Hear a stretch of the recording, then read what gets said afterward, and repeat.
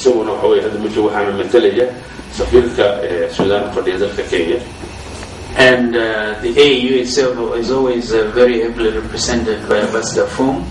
AU da midowga Europe midowga Africana waxa uu jooga safiirka Danjire Fong. And of course we have always the ever-present support of partners, IGAD Partnership Forum. sidoo kale markasta waxaan garab taagnaa oo joogay shirka IBF qolada la wadaagayaasha noo ah IGAD la. So what I'm trying to tell you is on our part we are intact, we are together. waxaan rabaa inaan idin sheego in dhinacayagu aan dhammaantay aan gacmaha sano wada jiro. When we met on the 6th and 7th of this May in Nairobi, one of the, I'm sure you saw the joint communique that we issued. waxaad la socotaan markii aan halkan ku sheegay 6 iyo 7 warmurtiyeedkii aan soo saaray. The ministers made a solemn declaration to work together and not to allow anybody to come and divide us. wasiiradu waxa ay markaa qoreen oo cadeeyeen in ay si mataqaanaa wada jir ah ay oo hal qof oo kale ay u shaqayn doonaan mana jiri doon cid qaybin doonta qaybin karta. Therefore, the presence with us of my distinguished colleague and brother, the Honorable Mesfin, I think says everything. waxa weeye intaas oo dhan macnaheedu waxa macnayn karo ku filan dhinac fadhiyo walaalkay Mesfin ayaa cadeyn karta taas. Because there are some people who are using the excuse to say Ethiopia is not interested in the process, but now Ethiopia, through the minister himself, is fully with us and we are working very closely. dad qaarkiis baa waxay lahaayeen in Ethiopia ay danayeen shirka Soomaalida oo ay ku maqan tahay laakiin arrintaas waxa weeye waxa beeranaysa maanta wada jirka iyaga. The other point I wanted to point out as a result of the meeting of the 5th and 7th was we agreed that ministers would want to engage political leaders in dialogue, and that is why we are here today. waxa ku jirtay warmurtiyeedka aan soo saaray inaan madaxda Soomaalida ee siyaasadda aan wada xaajood ama wada tashiyo la geli doono waana sababta aan halka inuu fadhino saak. We said we cannot talk of something they call these days in world politics a road map without engaging the Somalis themselves. waxyaalaha waqtiyada la isticmaalo oo la yiraahdo tubta ama khariidada hawsha ama hawshii la seexayo mataqaana tilmaamadeeda lama samayn karo iyadoo aan la tashan. We reaffirmed our commitment to the belief that this process properly belongs to the Somali people themselves. waxaan hoos ka xariiqaynaa oo idin sheegaynaa shirkan lahaanshihiisa inay leeyihiin ummadda Soomaaliyeed. And we are here to clap our hands for you, to encourage you to get along, but we cannot take the critical decisions. The decisions must always be taken by the Somali people themselves. waxa weeye waqti badan baan wada joogi karaa laakiin arrimaha muhiimka ah oo go'aanka in laga gaaro idinka iskale. The other thing we thought we could remind you is that the world has been watching what has been going on in your country. arrinta la kala waan rabaa inaan xasuusiyo waxa weeye Soomaaliya waxa ka socda adduunka inuu ku haya over a long period of time. waqti dheer baa inta lagu hayay. And you know, since you started meeting in Eldoret, the world has been watching. marka laga soo bilaabo shirkii markuu furmay October Eldoret ka furmay ilaa hadda waa la socdaa. The world has been watching you since you said you declared cessation of hostilities. adduunku wuxuu ka soo raacay markii aad tirahdeen waa colaad joojin baan soo yaanay. And the world has been watching to see that nobody has been abiding by that declaration of Eldoret. wuxuu koro adduunku indhaha ku qabtay ama ogaaday in heshiiskaas asaxeeyeen qofna uusan ixtiraamin. And the world has been watching, as I said before, then they watched from Cairo, you know, the very serious engagement you had in Sodere in Ethiopia, the very serious discussions and outcome you had in Djibouti, in Atta Djibouti, and now Eldoret and Baghdadi. waxa kaloo adduunku waa aad iyo aad ula socdaa inaan sirar badan oo horay oo soo qabtay oo ay ku jireen kuwii mataqaana Sodere lagu qabtay kii lagu qabtay Carte iyo kii Qaahiro lagu qabtay kii haddana ay joogtaan Mr. Eldoret. So the world, as I said, has been watching, but with a lot of amazement. And let me tell you, as your neighbors, because these people here, your neighbors, we cannot apply to God and say we want you to change this neighborhood status. We get very ashamed wherever we go and we mention Somali and people look at us in disbelief. sidaa daraaddeed dadka halkan fadhiyo oo ah dadka deriskiina maadaama deriskiina aan nahay baad ilaahay intaan baran ma oran karo ilaahay qorada meesha naga dhaafiyo laakiin aad iyo aad bay arrintaas shood loo keentay markaan adduunka tagno. What I'm telling you, friends, is you have to redeem the destiny, the dignity, the integrity of the Somali Republic. waxaan idinka rabaa oo aan rabaa inaan saaxiibadayo in xasuusiyo inaad dhowrtaan sharafta iyo karaamada ummadda Soomaaliyeed. And the world is now full of fatigue. adduunkuna hadda qadiyaanku joogaa si isu taagan. So I wanted also to tell you that even Kenyan people, I have been crucified in Parliament last week. If you followed the Kenyan debate, I was asked very difficult questions, some of which I could not answer. waxa weeye aniga laftigeyga waxaa la siiyey waqti culus oo baarlamaanka ama golaha shacabka ee dalka Kenya waxaana la weydiiyey su'aalo aad iyo aad u adag oo qaarkood aan ka jawaabi karin. Like Mr. Idi, the Kenyan businessmen in Eldoret who are almost going to civil jail because they can't make their ends meet. sida mataqaan arrinta caydidoo kale oo arrin rayada oo arrin ka dhaxaysa isaga iyo dadka ganacsada oo arrintaas mataqaan ilaa Eldoret dhammaan weydii. And the crime they committed is they welcomed their Somali brothers and sisters. dambiga kiri marka arrinta kiri oo ay galeen macna ninkaas dadka ganacsada waxa weeye inay soo dhaweeyeen Soomaalida oo qura.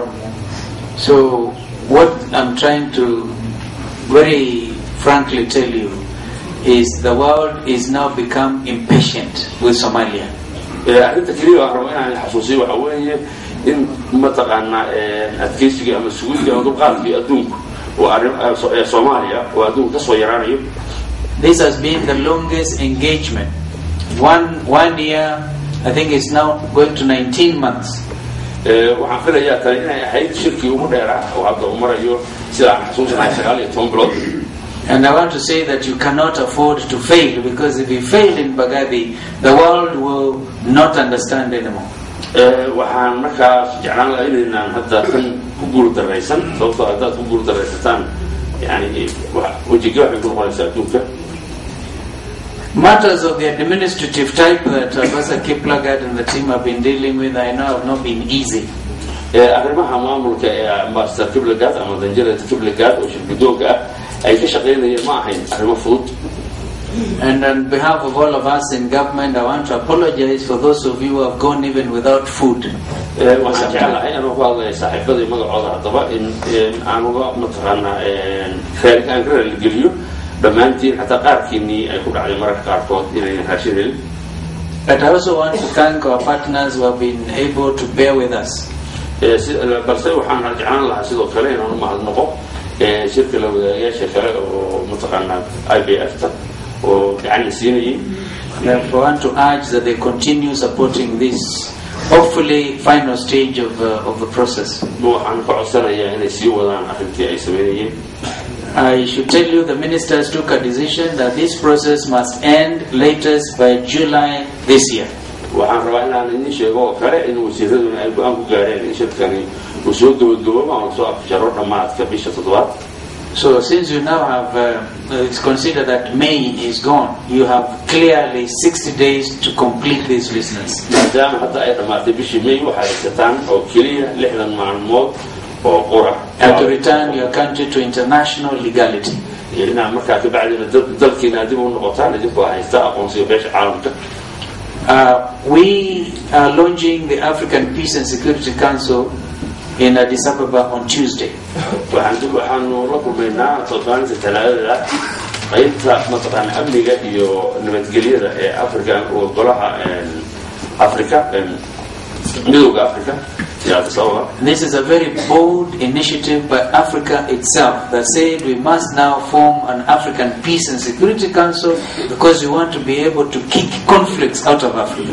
arrintaas waa arrin hal abuurkeeda uu ka yimi Afrika oo keliya oo meel kale aan ka iman sababtoo waxay go'aansadeen inay dhibaatooyinka iyo colaadaha Afrika dhexdooda ay soo afjaraan. And we will be having to discuss in the agenda of the first African Peace and Security Council Summit the matter of Somalia. waxaan markaa usoo jeedinaynaa aan jecelahay in arrinta u horeysa ee qabtaan guddigaasi ay noqoto arrinta Soomaaliya. We hope you can give us some good news to take to Addis Ababa on Tuesday. waxaan jeclahay markaas daraaddeed inaanu kansiisaan fariin wanaagsan.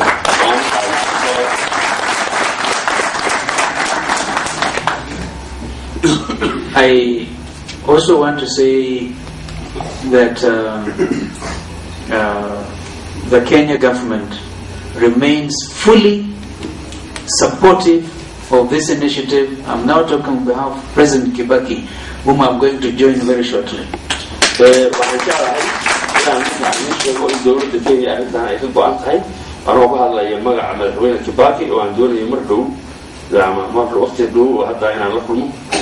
But he is also amazed, like all of us.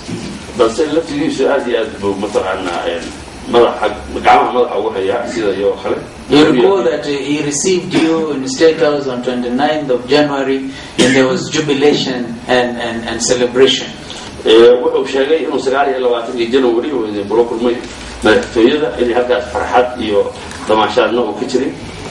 He was hoping by now that at least there will be progress.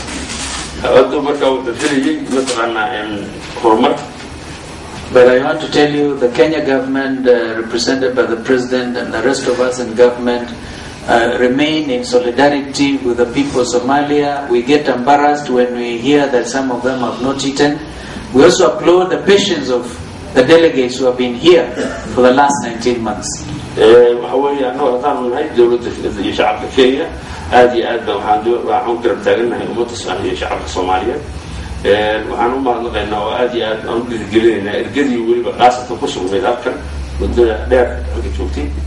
And now the time to take the critical decisions has come.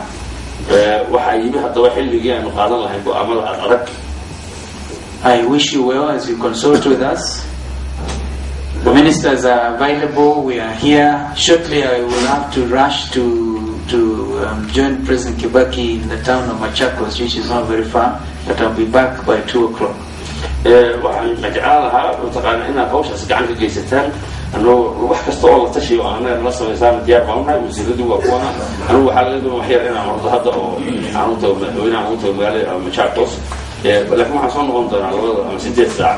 But my colleague, Honorable Moses Wetangula, will be sitting in for me. He is even more knowledgeable than I am on your program.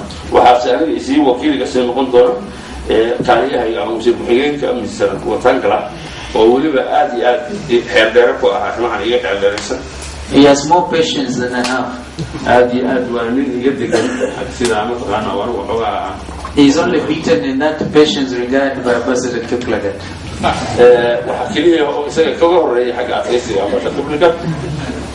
And then I also wanted to say, and I want to thank my colleague for reminding me, from the African Peace and Security Council, the UN Security Council itself will be discussing Somalia on the 25th. When we are discussing in Addis Ababa, they will also be discussing Somalia at the UN. But we have also decided, all of us, to go together to address the UN Security Council.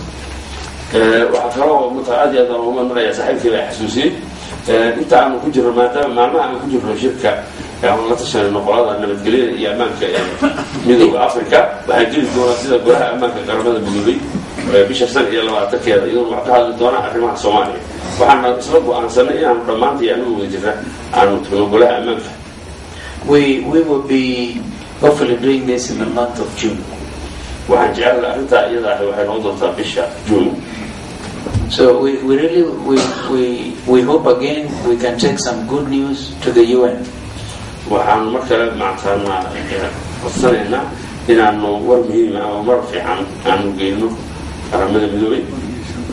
So meantime we are calling on you as ministers and your neighbors, for goodness sake, for the sake of the Somali people, the women and the children and the aged who can't defend themselves, for goodness sake, to please abide by what you agreed to do. Cessation of hostilities. We are going to be identifying those countries that have been arming the factions in Somalia for purposes of continuing. Because this has been, as President Museveni called it, slow genocide.